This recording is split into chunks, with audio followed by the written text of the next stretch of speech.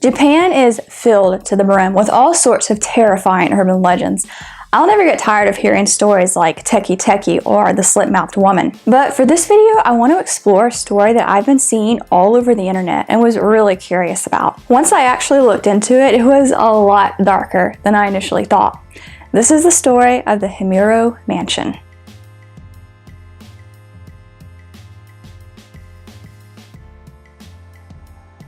Like any legend, the story of Himuro Mansion has many different versions, but here's the full story from what I could piece together. The Himuro Mansion is a beautiful house located in a forest and/or rocky area just outside Tokyo. But things aren't always as they appear.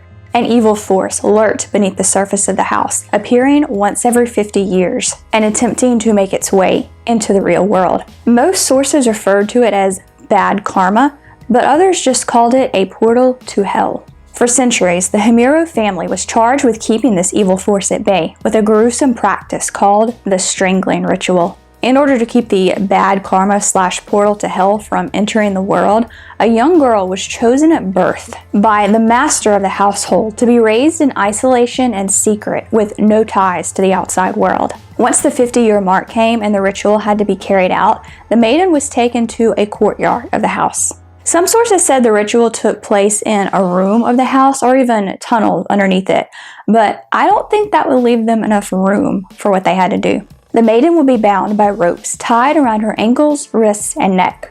The ropes were then attached to teams of oxen or horses that went in all different directions, ripping her limbs from her body. Yeah, I told you it was gruesome. Once this was complete, the girl's blood-soaked ropes were untied and placed over the entrance to the portal. As terrible as this is, quartering the girl was apparently necessary because the demon / bad karma apparently exited her body through her limbs. So if those were removed, then the evil was kept at bay for the next 50 years, until another maiden was chosen and the Himuro family lathered, rinsed, and repeated. But one year, the ritual went wrong. In true Rapunzel-esque fashion, the sacrificial maiden fell in love with a man who watched her from her window and planned on saving her. I'm not sure how he planned to save her by watching her from her window, but I'm just the messenger, what do I know? Anyway, because the girl now had a connection to the outside world, her blood was tainted and the ritual wouldn't work. When the master of the house found out about this, he was furious. Knowing that the fate that awaited the family now would be far worse than anything he could do, he killed every member of his family, and then himself. Ever since, the house has been cursed. It sits abandoned, and most people who have visited are either never heard from again or later found dead. Not always in one piece. Those interested in the legend have attempted to find the mansion, but nobody can seem to agree on its exact location. Those who do claim to have found it report fresh blood splashes and bloody handprints on the wall. Ghosts roam the building, dressed in white and rinsing out cloths.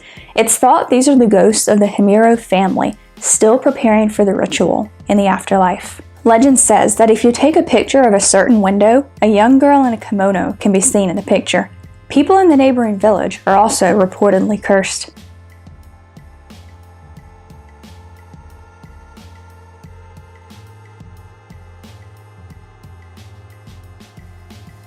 So, no doubt this legend is creepy. But is it true? Well, probably not. For starters, there's no concrete time period for when the failed ritual took place. Some sources listed it as sometime within the last 80 years, while others put it at the beginning of the 1900s. Though I guess it could take place in the 1930s or 40s, and that would still technically be true, sort of. Nobody has ever actually been able to find the mansion, and all the eyewitness accounts come from others reporting them, sort of the friend of a friend mentality, which is how most urban legends are spread. And there's the fact that no murders of this sort have ever happened in Japan. I know, I looked. The closest I could find was a doomsday cult called Shinriko. The group was founded in the late 1980s by a man named Shoko Ashihara, who declared himself Jesus Christ and borrowed elements of Christianity, Hinduism, and Buddhism to create the group's philosophy. The group seems to be best known for a 1995 attack in which members left 5 bags of a nerve agent on Tokyo subways. 13 people were killed and nearly 6,000 were injured. Shoko Ashihara and 7 other cult members were executed in 2018. The cult still exists today, but in nowhere near as wide a capacity. It's considered a dangerous religion in Japan and kept under close watch. The US and several other countries consider it a terrorist organization. But other than the religious-themed killings of multiple people, this actual story and the Himuro Mansion legend don't seem to have much in common. So if the story of Himuro Mansion is obviously fiction, where did it come from? To answer that, let's go back to December 2001 when a survival horror game called Zero was released in Japan. Influenced by popular titles like Resident Evil and Silent Hill, the game was released in North America the following year as Fatal Frame. In Fatal Frame, you play as a teenage girl named Miku who goes to the Himuro Mansion to find her missing brother, who was last seen on the grounds. The most notable aspect of the series is the camera obscura, the player's main weapon that they use to fight ghosts. I know that sounds kind of weird, but I've watched Let's Plays of some of the games, and it makes sense once you actually see it. But what does Fatal Frame have to do with the Himuro Mansion, other than featuring a house of the same name? The North American release of the game reportedly advertised it as being based on a true story. In fact, reading through the description of the in-game mansion, a lot of details are remarkably similar to the Himuro Mansion legend. Most people who discuss the Himuro Mansion online seem to believe the legends began with Fatal Frame's North American release. It's not uncommon at all to see this in movies. A movie will be advertised as being based on a true story when that may or may not be true. I have an entire video on these movies which you should totally watch. After you watch this one, of course. So the logical conclusion is that someone had the same mentality with the game. They thought advertising Fatal Frame's story as true would create more buzz and potentially sell more copies. And some people actually believed the story. Now, the internet was pretty different back in the early 2000s. This was just a couple years after the Blair Witch Project was released. I was about 10 when that movie came out, and I remember my classmates discussing whether or not the movie was real. Nowadays, if I heard a story like the Blair Witch Project's plot or the Himuro Mansion legend, I could just whip up my smartphone and find out whether or not it was true in less than 30 seconds. But back in 2002, this wasn't as feasible. Not only did you have to go to a computer to use the internet, I know, it was the dark ages, but there wasn't quite as much information out there for the general public to access. This was before most newspapers and things like that were largely online. I can see why someone playing Fatal Frame back then and learning it was based on a true story might believe that, and without question. So don't judge them too harshly.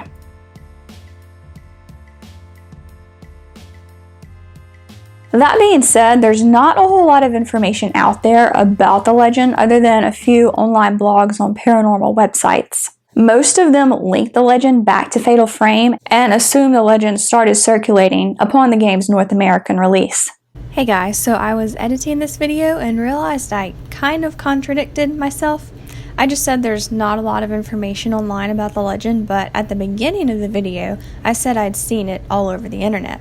Okay, that's not really a contradiction, but I wanted to explain. Being into horror and the paranormal, I see a lot of stories like this one when I'm browsing the web. So I did see the story a lot for several years at one point, but there still aren't a whole lot of details available on it, and you really have to dig for information. I hope that clarifies things. Back to the video. I did find one source that said Fatal Frame made the story more popular in the West, but that it was already pretty well known in Japan. But as much as I love Japanese urban legends, it's notoriously difficult to find anything about them online in the US. So I can't say for sure if this is true. If anyone out there is more knowledgeable than me on the subject, feel free to fill me in the comments. A couple more things before I wrap this video up. In my research, I also found a Himuro shrine in the Nara prefecture of Japan. Apparently it's known for its ice festival and beautiful cherry trees. I also found a guy named Joe James, a filmmaker and musician who does electronic music under the name Himuro Mansion. Other than a song called Enter the Mansion that seems to reference elements of the Himuro Mansion story, I'm not sure his music has much to do with the actual legend. But if you're into electronic music at all, you should check him out. I'll leave some links below. One last thing I want to mention is what the name Himuro apparently means. It comes from the Japanese word hi, meaning scarlet or red, and mura, meaning town or village. Red village? Sounds like someone was going for some pretty heavy symbolism. So what do you think of the Legend of Himuro Mansion? Have you ever played Fatal Frame? Is it as creepy as it looks? I've never played it, but I just found out it's been remastered and is available on the PlayStation Store, so I might have to check it out. However, I think it's only available for a PlayStation 3. Yeah, I still have a PS3. I'm behind. If you enjoyed this video, be sure to like and share it. And for more dark content, I hope you'll consider subscribing and hitting that bell. Don't forget, The Revenants is now available, and there's a link in the description where you can order it or any of my other books. If I sell enough copies, maybe I can finally afford a PS4. Thanks for watching and have a creepy day. Bye guys.